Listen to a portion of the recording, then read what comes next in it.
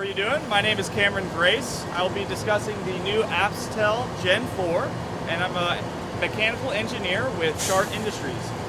The adjustable pressure phase separator, commonly known as the APS 160 unit, is used to lower the saturation point of liquid nitrogen. When supplied from a high-pressure bulk storage tank, liquid nitrogen saturated at a high-pressure flow into the APS 160 and exits at a much lower saturation pressure and temperature.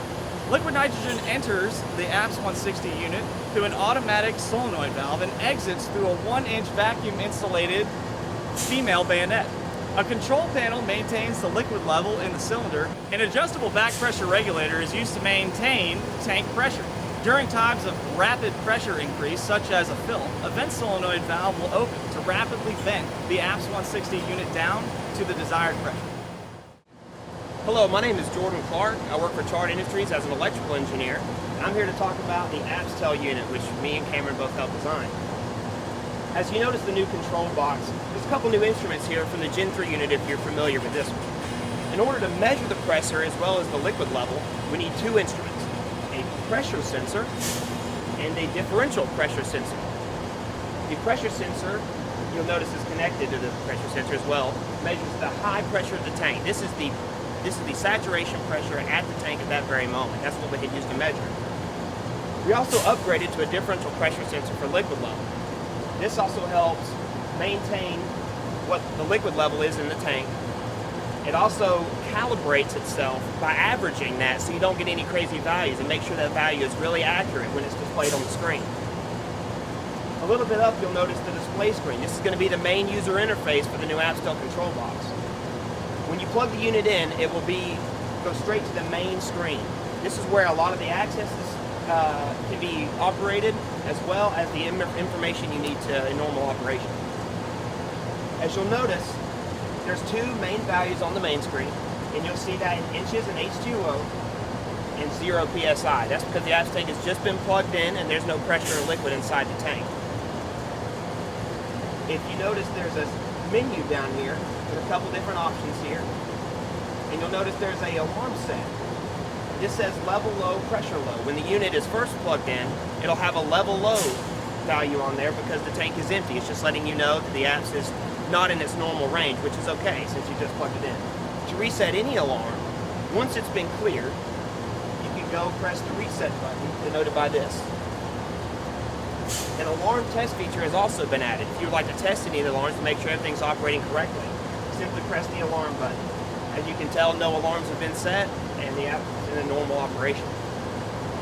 Another really important menu is the override feature. This is one way to get your apps outside of normal operation. Once you go into manual mode, press the override button, you'll notice a new screen appears. This denotes manual override.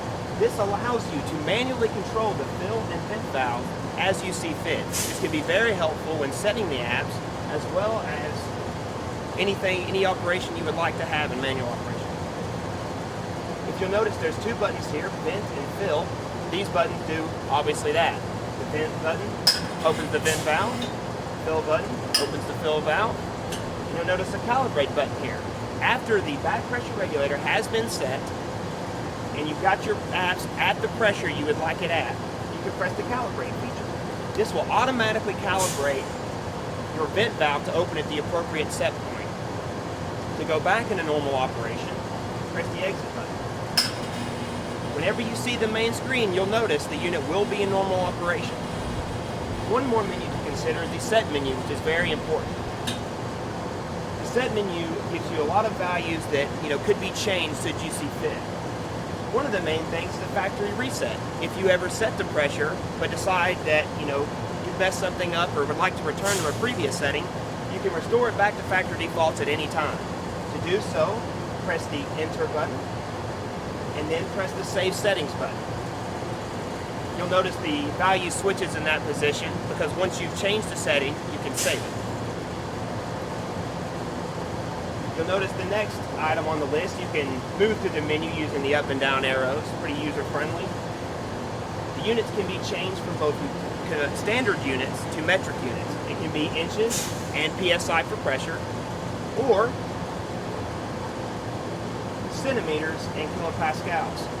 which is very helpful if if you prefer one or the other. You'll notice there's a pressure setting here. This can also be changed. This changed manually.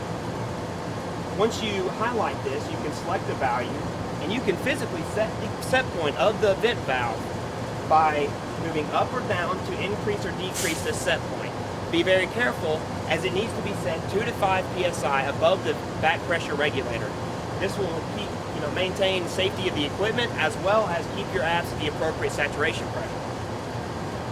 So I highly advise you to use the automatic calibration feature if necessary. There's also one more feature here. It's the DP Sensor Zero. This will zero out the differential pressure sensor to automatically calibrate it at a 0 level.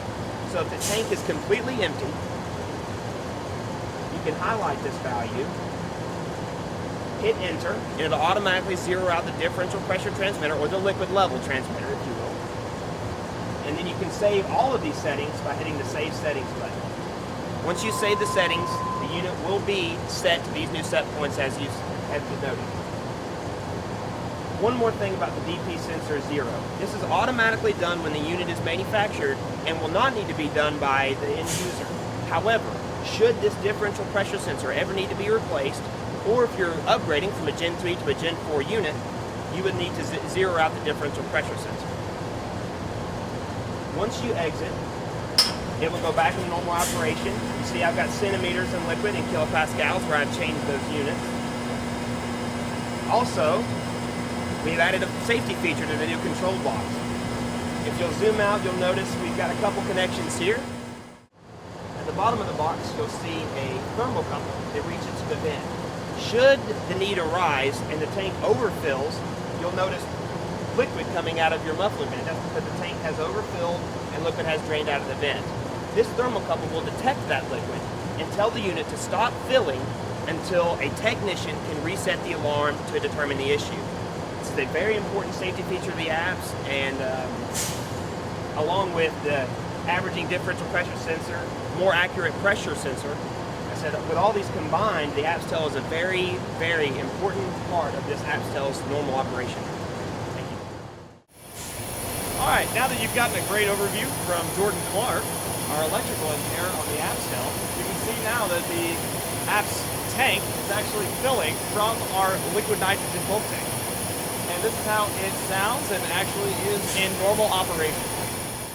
The Chart Adjustable Pressure Phase Separator is an economical means to deliver low pressure liquid nitrogen without having to purchase a separate bulk tank.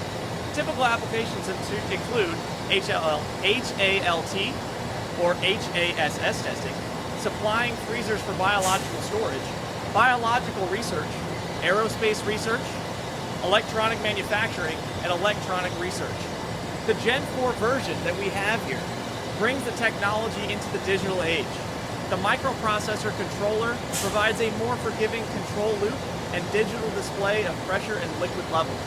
With the AppsTel digital control panel, muffler safety circuit, and the new digital differential pressure sensor, this Gen 4 version is the safest, most accurate, and robust design to date.